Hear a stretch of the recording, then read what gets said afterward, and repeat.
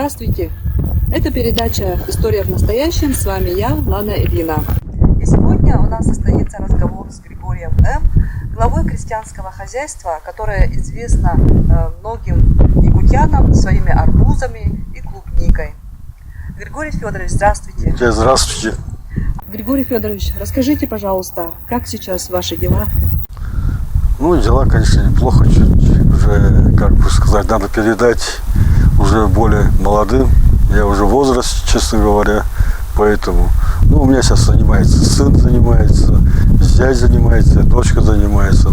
Есть кому передать свое дело.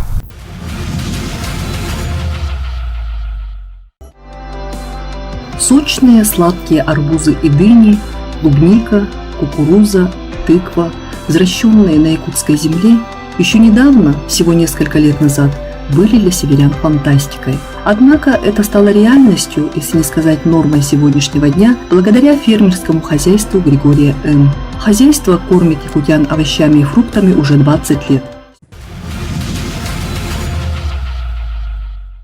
Григорий Федорович, расскажите о объемы вашего хозяйства, насколько они сейчас изменились или нет? Да, объемы у нас изменились, конечно, чуть стало меньше, честно говоря. У нас и земля очень, мы 20 лет на то и то же месте сажаем, поэтому земля очень, честно говоря, прохудела. Честно говоря, надо дать отдохнуть этим землям. И урожайность в этом году, я думаю, не очень большое будет. Поэтому площадь где-то около, наверное, 200 гектаров мне надо где-то в другом месте найти. Неподалеку, конечно. Тогда и опять урожайность поднимем. И, конечно, и изобилие будет точно. Еще год у нас такой в этом году. Очень много снега было. Даже снег доходил до метра 20 здесь, на полях. Пока растаял, мы потеряли 2 недели, 2,5 недели фактически потеряли. Пока она растаяла, посадили очень поздно. Поэтому урожайность тоже, честно говоря, не такой большой будет. Расскажите, пожалуйста, о том, какие культуры вы сейчас садите, какие у вас есть новые культуры, какие... Фактически новых культур таких нету. То, что раньше сажали, мы стараемся все это посадить, честно. У нас как бы свою марку не хотим потерять. Потому что у нас все, и где-то около 20 культур мы сажаем. Арбузы-то такие же сладкие, как клубника тоже, кукуруза, помидоры, огурцы. Качество очень хорошее. Даже Жириновский у нас здесь покупал. Возили в Москву, чтобы он поел там арбузы наши. И похвалил очень, что вкусные арбузы. Есть с Новосибирска, здесь друзья приехали, поели, сказали, таких арбузов мы никогда не ели, говорят.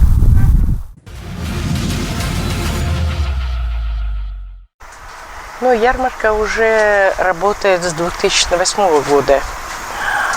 И ежегодно людей очень много, потому что люди поняли, что это свежие продукты, выращиваются на якутской земле, далеко не надо везти, сразу с поля сюда свежее все. Люди очень интересуются новыми продуктами. У нас уже изобилие. И кукуруза, и помидоры, и картошка. Буквально все овощи. Цены не давим. Мы эти расходы перекрываем и зарабатываем. Но все равно, какие бы цены ни были, все равно идут к нам. У нас очень много выходные дни. У нас даже негде поставить машину. Так много людей. Идут, радуются, общаются, они ценят наш труд. Никто нас не ругает, а просто восхищается, как могли на этой земле вырастить такую хорошую продукцию.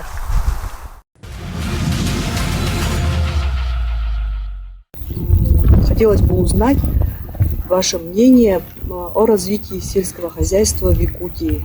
Как оно может развиваться дальше, какие есть в нем сегодня проблемы? Действительно, я впервые здесь вырастил арбузы, кукурузы, дыни, лук. Где-то 12 культур вел, новую, которая на юге растет. Раньше никогда здесь не росло. Поэтому как опыт принимают здесь ребята. Приезжают и принимают с Подголазского улуса, короче, с Намского улица ребята приезжают и смотрят, как все растет. И тоже пытаются сажать. Ага. Амгинского района. Там южнее, там должен лучше расти. Там ребята тоже занимаются. Приезжают, узнают, как, что делать. Поэтому я думаю, то, что я вел эту культуру, как бы для Якутии это большое дело. Просто надо дальше развивать все это. Поэтому. И надо новые культуры сейчас тоже задуматься.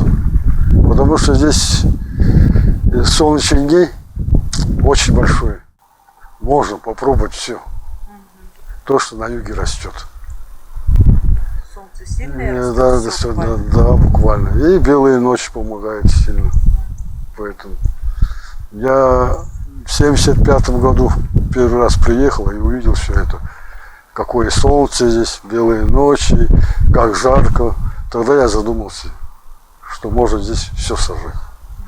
И доказали это? Да, доказал я все это.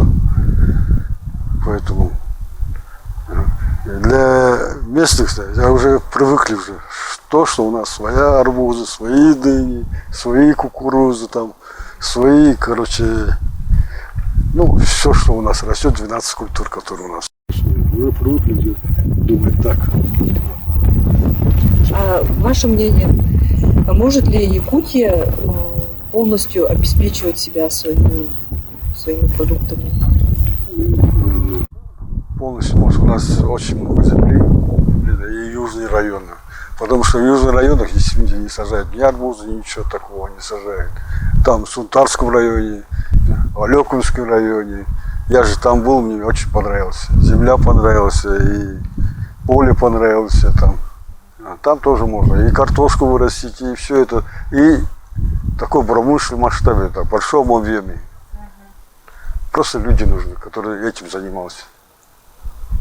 Которые должны заниматься. У нас табуноводство очень сильно развито, сейчас я смотрю. Но кормовая база у нас слабая. Только мы кормим грубыми кормами, честно говоря, от лосяны. А кормовые какие можно культуры развивать? А можно и сою посадить, и кукурузу можно посадить. Кукуруза носилась, а сою тоже на сушку, как бы, кормовую базу тоже пойдет. И клевер, и это, ну, все можно посадить. Здесь они все будут расти. Кормовую кукурузу специально посадил, чтобы показать министерству. И результат? И результат она мне выросла почти до 3 метров высоты. Там масса очень большая. У нас на юге, это, ну, правда, на юге у нас до 4 метров растет. Для северных это 3 метра, это большой результат. И кукурузой можно кормить? Да, можно. Раньше же и кормили же силосом. А сейчас технология развита. Не обязательно силос сделать, а можно взять ее гранулу делать. Главное посадить и поливать. Да. И полив тоже много не надо. Где-то 2-3 полива, и все, она вырастет. Масса просто. Ну, в общем, ничего сверхъестественного нет такого.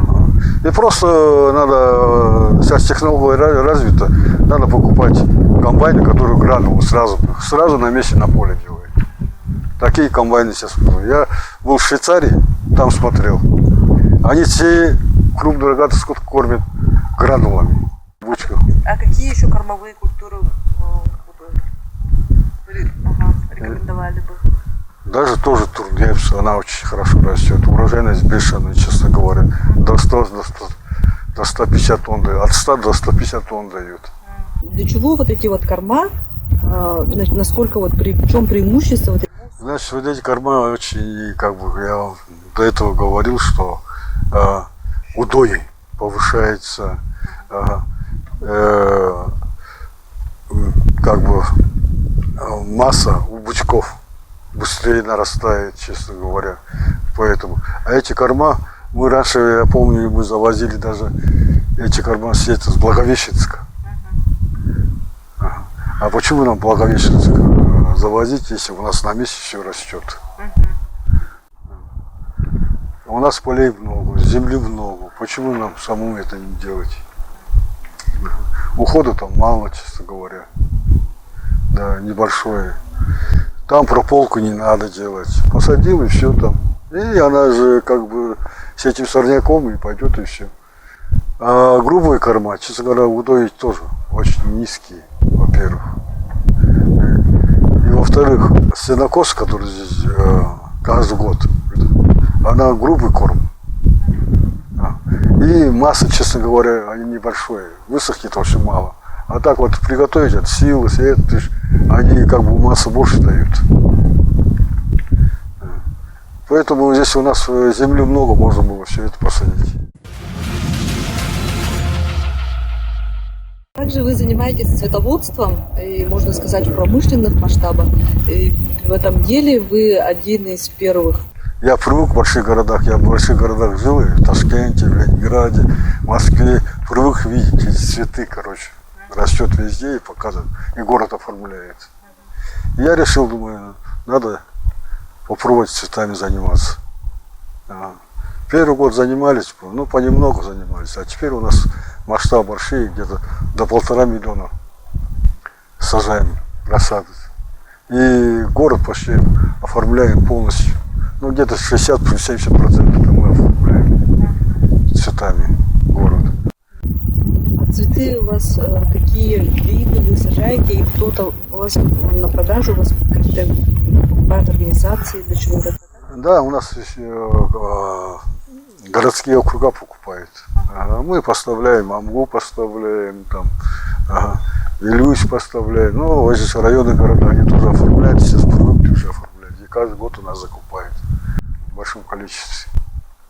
Григорий Федорович, подходит к концу наш разговор. Что бы вы хотели пожелать нашим зрителям? Что нашим зрителям я пожелаю? Ели только местные продукции.